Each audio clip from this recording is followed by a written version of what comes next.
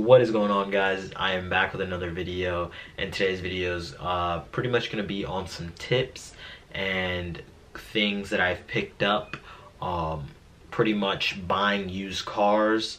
I've personally bought 2 used cars on my own. These are just things that I've picked up with time from my dad, things that he's knowledge that he's given me, and pretty much just overall knowledge that I've gained through, you know, forums or whatever it really may be. This is mainly for people that are just getting their first cars, or even people that are probably, you know, 5-6 cars in, and maybe, you know, they just never check for these things. They're unlucky.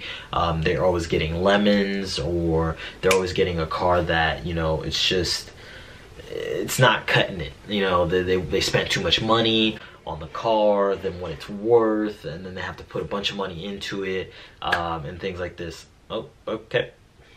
Buying used cars have always been something that I thought was just a better route. Definitely financially, it's your first car and stuff like that. That way you could buy the car outright and you don't have to owe nobody no money, and yeah, you can pretty much do whatever you want with it. So no problems there. First things first, the first thing that I always tell people to be aware of when buying a used car is pretty much whether they can afford it or not. And I'm not talking about whether if you have the money to pay for that car outright. I'm talking about, do you have the money to continuously maintain that car, keep it up to date with all its services? That's oil changes, you know, new tires. Are the parts costly? If you get in a car accident and you mess up the bumper, can you afford to pay for that bumper? The paint, if you mess up the paint, can you afford the paint job that is on that vehicle? And for this, it's very important, because let's say for your first car, you're looking at, you know, someone can easily look at have $5,000, and with this $5,000 you could buy a lot of different cars, a lot of different used cars. For example, for $5,000 you can find, you know, if you're looking for something reliable, you can find a Toyota Corolla, you can find a Honda Civic, a Honda Accord. They're obviously going to be older models. Those are older cars that are reliable. With that same $5,000, you could probably get a high mileage Audi, or you can get, you know, even a BMW. The difference is, instead of dropping, you know, $200 on rotors and pads and everything for that Honda Civic, maybe even less, for that Honda Civic, you're going to be dropping, you know, close to $400, $500, $600 on a BMW brake pad and rotor set. This isn't only for parts. I'm talking about labor if you take it elsewhere. This is mainly for people that don't know how to work on their own cars. So there's that. But you'll drop a lot of money quickly into these cars that you will never see that money back. That is a problem with these cars, and that's what I mean when I say, can you actually afford the car? But besides car parts and maintenance and all those things, I also mean insurance. For cars such as a Audi, BMW, or something along those cars, they're going to be classified as a sports car. So when you're 18 years old, when you're 17 years old, and you're put behind the wheel of, let's say, an Audi, BMW, or even let's say a Subaru WRX that has a turbo, anything turbo, or sports luxury cars, Mercedes is another one. Whenever you're young and you're put behind a wheel of a luxury car like that, your insurance is definitely going to be pretty expensive. So yeah, guys, make sure that you can actually afford the car, long term, short term, whatever it may be, make sure you can afford it. Another thing to look for, not only being able to afford the car, but also when you are going to buy the car. Let's say the car is costing you $3,000 and you have $3,000 to spend on this car. You do not want to spend all that much money just straight up onto that car only because you're going to be left with nothing. I've done this before and I honestly regret it. It's not a good move, and I really suggest that you don't do that.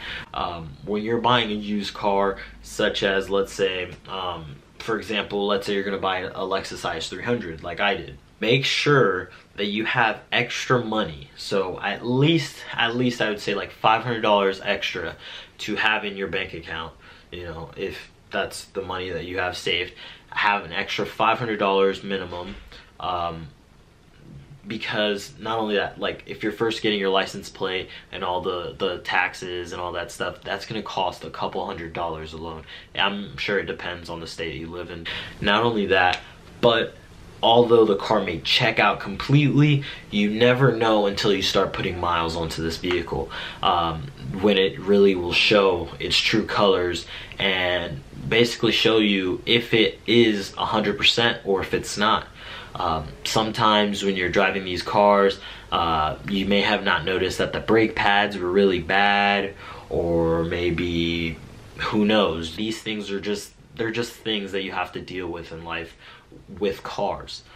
So it's always important to make sure that you have a couple extra $100 or a couple extra couple hundred bucks to put into this vehicle, for all purposes pretty much. All right, so now we're outside and now we're sitting in the car, and let's say I'm trying to buy this Lexus IS300. Obviously you're not going to be able to be inside at first. Let's say you saw this car on the side of the road or something, you could thoroughly inspect it. But let's say you found this car on Craigslist, you can still thoroughly inspect it. It might just be a little weird, but I mean, this is your money you're spending, so don't be weirded out by it. So first things first, what you're gonna want to do is pretty much just go in here and mess with all the features that it has, you know, just come in here. If it has aftermarket radio, you know, crank that sucker up, make sure everything works. You know, if it has traction control, make sure the traction control actually works. The seat warmers, make sure they work. Play with the AC, make sure that the AC works.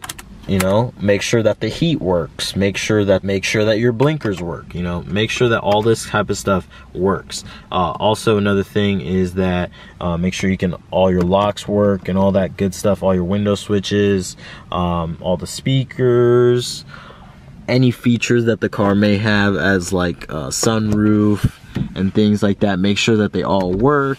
These are little things that may seem very minor, but show if the car was well taken care of or not. You know, is the interior disgusting? You know, is it like torn up? You know, does it have its flaws? What's wrong with it?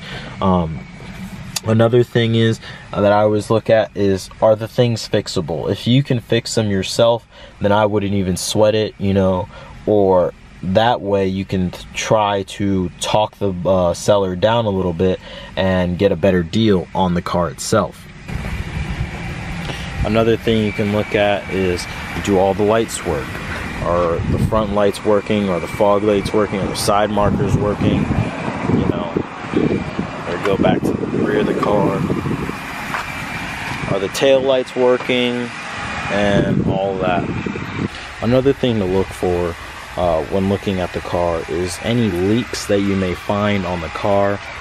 Usually when the car has been sitting or something, the leaks probably won't show anywhere, but if there are leaks, you could probably find them around hoses or something like that.